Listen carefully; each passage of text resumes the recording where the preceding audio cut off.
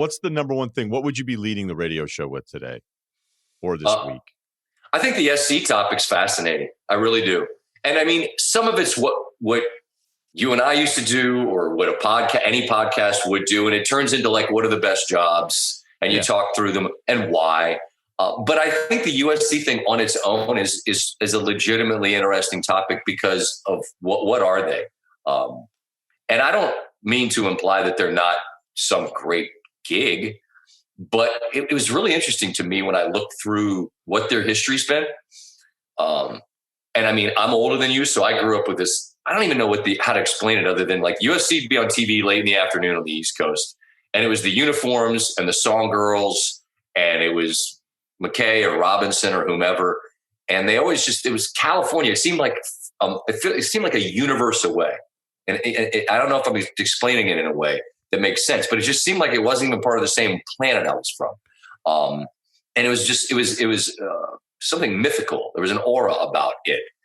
And if you look at them from, say, the early 80s till right now, Pete Carroll's the only guy that made him truly transcendent. And they were the giant. They were the bully on the block, no questions. But there was a whole lot of Paul Hackett types and coaches where they were fine and all, but they weren't Alabama or even like Oklahoma. They hadn't been in the playoff. So that them as a topic, not like who would want the job. Of course you'd want the job, but they're not alone in being a fan base that thinks about that era and thinks, well, that's just what we are. And then you think, well, that was 15 years ago, and 15 years now might as well be 150. The thing that makes them different, though, honestly, in my opinion, you know better because you live out there, is that brand still trumps everything. And you're friendly with Chip. It's cool to see UCLA get it going. But when I say get it going, what'd they do? They beat LSU. Like, who's the brand in Los Angeles right now? It's still USC, I'm sure. It's SC. It is by SC. miles. Yeah, and I don't know that it ever would be anything other than that. Right. I'm not saying it's Rams Chargers. Certainly not. Which is even close. But although, look at the Chargers put together this really nice run with Herbert for a while, that'll at least change the conversation around it. But it's never going to happen. They're not going to surpass him. I'm with you. I think the way you frame that, and by the way, you went to the West Virginia Maryland game, not Howard. So that one was close. That was a nice Maryland comeback. Right. Just want to clean that up. Right. We're thorough on this podcast. There you go. We admit our mistakes. But the way you described it in Northeast, like I remember those moments as a little kid, and you're like, oh my God. Like I remember watching USC and UCLA, and you're just like, oh, it's still light out. I mean, you're just a stupid little kid. Like you don't really get it, and you're like, what goes on out there? Like what's the deal? Exactly. So James Franklin pretty well from his time back with Maryland, and I'll throw it to you this way. There's nothing more predictable than the fan base who doesn't want to lose their coach arguing about how great their job is. And it's like, wait, are you the only people arguing that your job is like closer to a top 5 job than a top 10 job? Penn State is a fantastic job. Yep. It's not a top 5 job. You have to be probably the premier program brand in your conference to be considered a top 5 job. And Penn State, not only the lack of Big Ten history, but I don't know brand-wise if it ever be ahead of Michigan. Clearly, they're better on the field and have been for a couple of years. I even like Penn State this year. But with Ohio State there, I just don't know that job's the same. Now, I've gotten a couple chances to spend some time with Franklin. Like I said, you know him really well. Mm-hmm. I would think that guy has L.A. written all over him if he has the chance. He did the thing Tuesday in the press conference. He said, I've talked to the leadership council. Like they got some group of guys on their team to, kind of say, hey, look, there's going to be, I don't know what the hell they talked about, but he said, we talked to them, focus on Auburn, blah, blah, blah. The thing, and this isn't taking a shot at James, it's any coach. Nick Saban wasn't going to Alabama until he was on the plane to Alabama, because what's he going to say? Right. I mean, and I hate that I always do this, but I remember these things so fondly. I think you and I would just talk as honestly about these things when we had the time to do it on radio. Like we ask you to be honest, and then we fault you if you are sometimes. But what's James Franklin going to say Tuesday when the USC thing comes up? Well, we got a big game, Auburn, whiteout game. We got probably the number 1 recruiting class in the country right now. Los Angeles, man. What's up? I mean, yeah, of course, my agents are talking to him right now, trying to get a sense of what it is. My buyout's actually pretty affordable. USC could cut the check. It's only $4 million. Yeah, we're talking. But we'll see. Maybe I'll stay, and maybe I'll end up just getting a bunch more money here. I don't know. We're going to kind of see where things land. Anything about Auburn? You could never have the honest conversation about it. But if I'm USC, am I interested in James Franklin? Yeah, he's got a charisma to him. He's been successful. I don't even think people necessarily bring up the Vanderbilt thing anymore. You can if you want to, but I think he's done. He's been close at Penn State. But the problem for them has been that the obstacle in their way is Ohio State, right?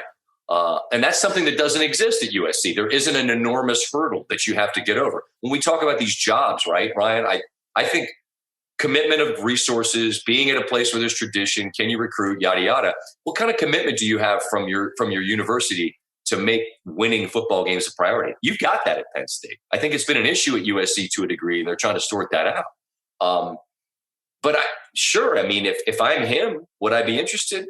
I'd be interested just because it's SC. Wherever it ranks on what job it is, it's one of those jobs that if they have interest in you, you'd be a fool not to at least examine what kind of interest is that. I mean, you just kicking the tires, right. Or you want to sit down and look and talk about it. Both parties have to at least figure this out because I would think. USC. It's always crazy too the way this happens. Like, look at Florida State. They're like, hey, we're Florida State.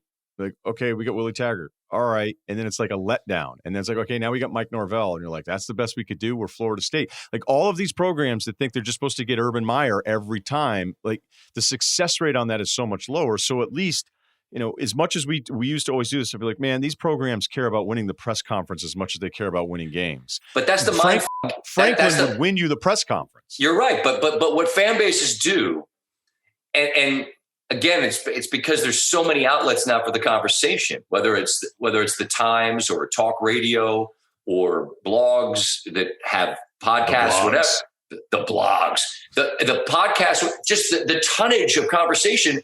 You're not gonna be reasonable about that. It's always gonna be, well, Urban Meyer. Well, he's got an NFL job, and they kicked the tires on this before, and it didn't happen for whatever reason. He's been there a week, right? And they're like, well, he doesn't like the NFL. He's coming. Like, people are adults. They have jobs that they're trying to do that they're well compensated for. And that you just want to talk about ego. You get that shot at that level. You want to see, all right, can I win on a Sunday?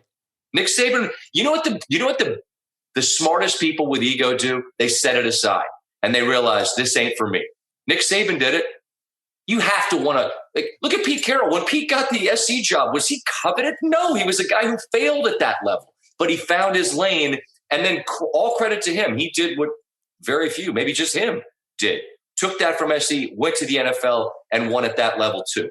But I think having enough of an ego to set it aside and go back to Alabama, which Nick did, and I've owned this as much as I can. I made fun of you people at the airport. My God, I'm like, look at these fools, look at these mutants that are out there on the street, like having a parade when Nick Saban landed at the airport. And I was completely wrong. You guys were, if anything, your greeting for Nick Saban was insufficient in retrospect. Didn't that one woman try to make out with him? I think she did. Yeah. Lady, let's rein that in. Miss Terry's here. She's the wife. But I guess what I'm saying here is the names that will get thrown around, if they aren't that, then even for SC, it can be seen as some kind of failure if you get somebody that isn't the guy that wins the headline and the press conference, as they say, even for SC. So and the fact that they do it this early, Ryan, like, what's James going to do?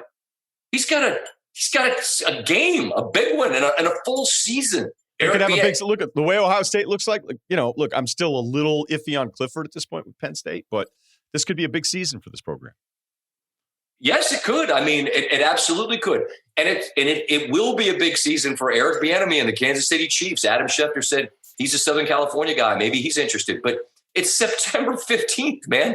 Like, who's leaving their gig now for SC? So it becomes really, really challenging for the people who might really be candidates and really be interested to actually talk about it. You can't. There's just nothing you can discuss. You're in a committed relationship at the moment.